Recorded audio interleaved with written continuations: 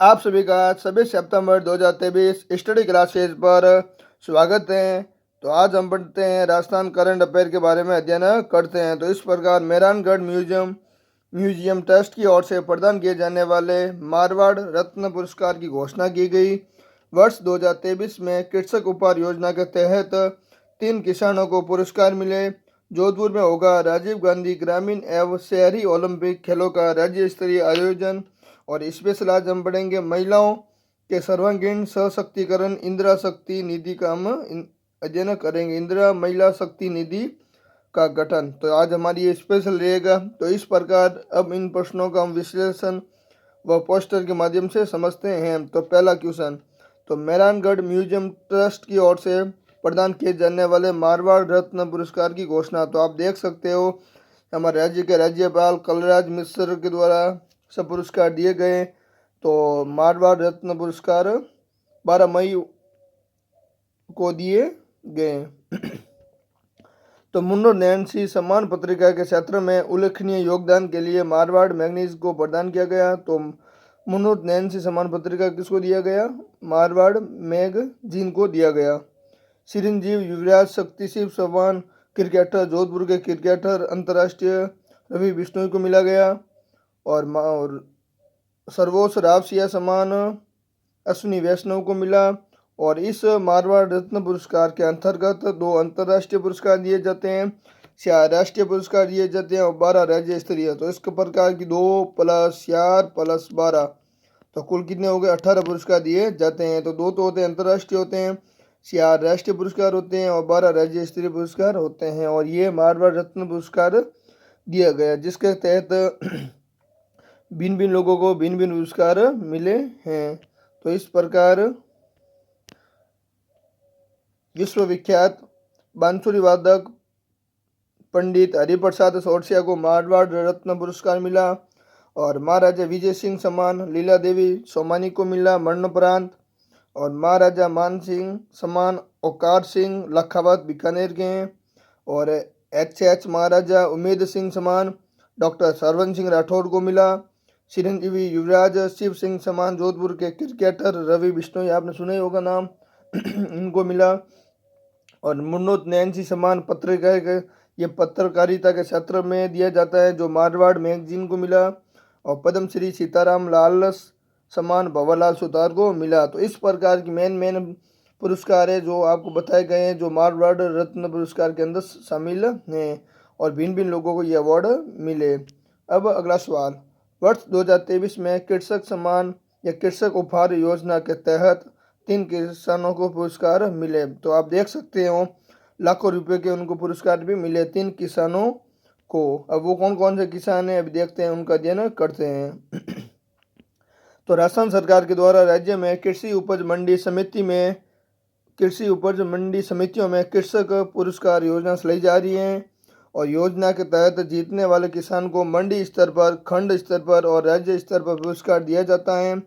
कृषक उपहार योजना में 3 किसानों को पुरस्कार मिला। तो कोटा खंड की भवानी मंडी के कृषक प्रदीप को 50 लाख रुपए का प्रथम पुरस्कार मिला। हनुमानगढ़ के खंड की गुलूवांडा मंडी के जसवंत को 1.5 लाख का द्वितीय पुरस्कार मिला।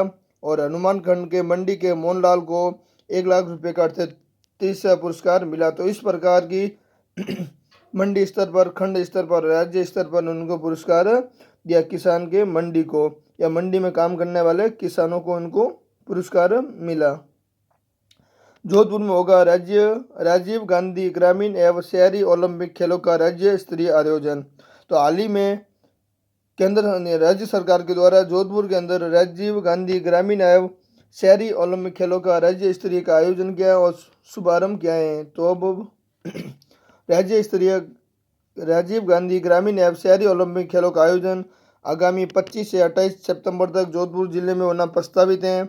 और राज्य स्तर पर 50 जिलों में इस खेलों में 11 वर्ग kabaddi, shooting, volleyball, tennis ball, cricket, kho kho, football, रस्साकशी, athletics 200 metre और एथलेटिक्स 400 मीटर है, बास्केटबॉल। इस प्रकार के राज्य और ग्रामीण ओलंपिक खेलों के अंदर 11 वर्गों या 11 खेलों को शामिल किया गया है। इन खेलों का इसके पूर्व 5 से 10 अगस्त तक ग्रामीण एवं पंचायत स्तर पर, 14 से 22 अगस्त तक ब्लॉक स्तर पर, तो 5 से 10 अगस्त कहाँ हुए थे, ग्रामीण और पंचायत स्तर पर ये खेल का आयोजन हो चुका है। और 17 से 22 अगस्त तक ब्लॉक स्तर पर इन खेल का आयोजन भी हो चुका है। और 1 से 6 सितंबर जिला स्तर पर भी इनका आयोजन हो गया है। अभी हो रहे हाल फिलहाल में राज्य स्तर पर, जो 25 से लेकर 28 सितंबर तक जोधपुर के अंदर इसका आयोजन हो रहा है, राज्य स्तरीय खेल। और उल्लेखनीय है कि मुख्यमंत्री अशोक गहलोत द्वारा बजट घोषणा वर्ष 2023 और 24 की अनुपालना में राजीव गांधी ग्रामीण एवं शहरी ओलंपिक खेलों के आयोजन के लिए 150 करोड़ बजट का स्वीकृत किया गया है। तो बजट में इन खेलों के लिए 150 करोड़ का प्रावधान रखा गया है। तो अलग अलग स्तर पर होते हैं, तो ग्राम स्तर और पंचायत स्तर पर हो गए, फिर हुए ब्लॉक स्तर पर, फिर हुए जिला स्तर पर, अभी हाल ही में राज्य स्तरीय होने वाले हैं या राज्य स्तर पर गेम का आयोजन किया जाएगा। तो उदयपुर से जयपुर के बीच में वंदे भारत ट्रेन का शुभारंभ 24 सितंबर को राजस्थान की तीसरी भारत ट्रेन होगी। तो आप देख सकते हो वंदे भारत ट्रेन जो राजस्थान के अंदर अब तीसरी भारतीय वंदे ट्रेन का शुभारंभ किया है, और ये उदयपुर से जयपुर के बीच में इसका रूट होगा। तो 22 अप्रैल 2023 को पहली वंदे भारत ट्रेन राजस्थान को मिली थी। तो राजस्थान को पहली वंदे ट्रेन को मिली थी 12 अप्रैल को, जो अजमेर से दिल्ली छावनी के बीच चलती हैं। तो उसका रूट कहाँ था, अजमेर से दिल्ली। तो उनके बीच में जयपुर भी आता है, अलवर भी आता है, गुड़गांव, अजमेर और दिल्ली कैंट के बीच में चलेगी 7 जुलाई 2023 को। तो 12 अप्रैल को पहली और 7 जुलाई को दूसरी। तो दूसरी ट्रेन जोधपुर से साबरमती गुजरात के बीच में शुरू की गई, और तीसरी ट्रेन उदयपुर से जयपुर के बीच में वंदे भारत ट्रेन का शुभारंभ 24 सितंबर को किया गया, जो राजस्थान की तीसरी वंदे भारत ट्रेन होगी। और इसका रूट उदयपुर से चंदेरिया, भीलवाड़ा, अजमेर, किशनगढ़ होकर जयपुर स्टेशन तक होगा। भारतीय रेलवे ने राजस्थान के चौथी वंदे भारत ट्रेन एक्सप्रेस को चलाने के लिए ऐलान कर दिया है। यह नई वंदे भारत ट्रेन जयपुर से चंडीगढ़ के बीच में चलेगी। तो इस बार चौथी की भी घोषणा कर दी है, जो जयपुर से चंडीगढ़ के बीच में चलेगी। वंदे भारत ट्रेन का एक्सप्रेस 15 फरवरी 2019 को देश में पहली बार प्रधानमंत्री नरेंद्र मोदी ने वाराणसी से हरी झंडी दिखाकर दिल्ली के लिए रवाना की थी। तो पहली भारत वंदे भारत ट्रेन 2019 के अंदर वाराणसी से दिल्ली के मध्य चली थी। और वंदे भारत एक्सप्रेस के निर्माण का टेंडर सबसे कम बोली लगाकर रेल विकास निगम लिमिटेड और रूसी कंपनी ट्रांसमेसी होल्डिंग ने हासिल किया है। तो इस प्रकार ये रेल विकास निगम लिमिटेड और रूसी कंपनी वंदे भारत ट्रेन बना रही हैं। और पहली ट्रेन 2019 के अंदर वाराणसी से दिल्ली के मध्य भारत की चली थी, और राजस्थान की पहली ट्रेन अजमेर से दिल्ली के मध्य 12 अप्रैल 2023 को चली थी। इस प्रकार ये वंदे भारत ट्रेन का अध्ययन किया है। तो अब प्रश्न संख्या 5 वाक्य, कवि देवीलाल महिया को केंद्रीय साहित्य पुरस्कार अकादमी दिल्ली की ओर से राजस्थानी भाषा का युवा पुरस्कार दिया है। तो आप पोस्टर के माध्यम से देख सकते हो कवि देवीलाल मैया, तो इन्हों को केंद्रीय साहित्य अकादमी के द्वारा राजस्थानी भाषा का युवा पुरस्कार मिला। तो बीकानेर के खारी निवास व विद्युत विभाग के देसूरी उपखंड में कार्यरत कवि देवीलाल मैया को केंद्रीय साहित्य अकादमी दिल्ली की ओर से राजस्थानी भाषा का युवा पुरस्कार 2023 की घोषणा की गई है।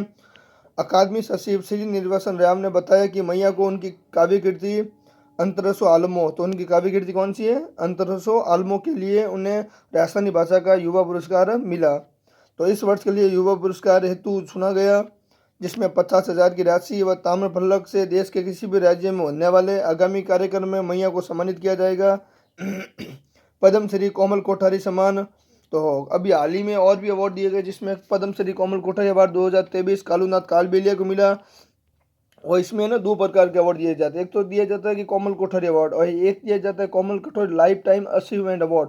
तो वो मिला लेखराज को मिला है। और 2022 में कोमल कोठारी मिला था दिलीप भट्ट को, और लाइफ टाइम मिला था दिलीप भट्ट को, और महेंद्र बानावत को कोमल कोठारी सम्मान मिला था। और कमल रंगा केंद्रीय साहित्य अकादमी का राजस्थानी भाषा साहित्य अकादमी पुरस्कार मिला था कमल रंगा को।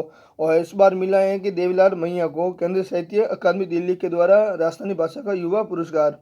तो ये पुरस्कार सामान्य एग्जाम में आते ही हैं, क्योंकि मेन पुरस्कार होते हैं।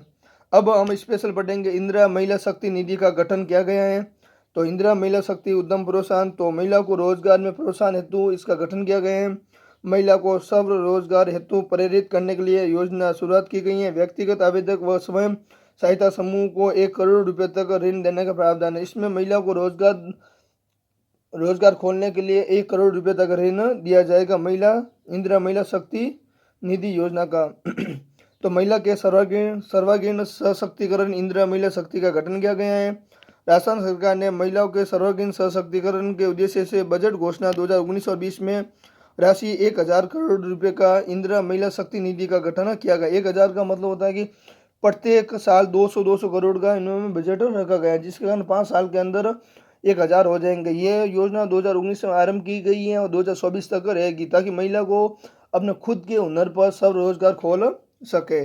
आधुनिकीकरण के लिए बैंकों के माध्यम से अनुदान युक्त ऋण उपलब्ध करवाने और रोजगार के नवीन अवसर सृजित करने के उद्देश्य से इंदिरा महिला शक्ति उद्यम प्रोत्साहन योजना 18 सितंबर 2019 को आरंभ की गई है और इस योजना का 31 मार्च 2024 तक प्रभावी रहेगी।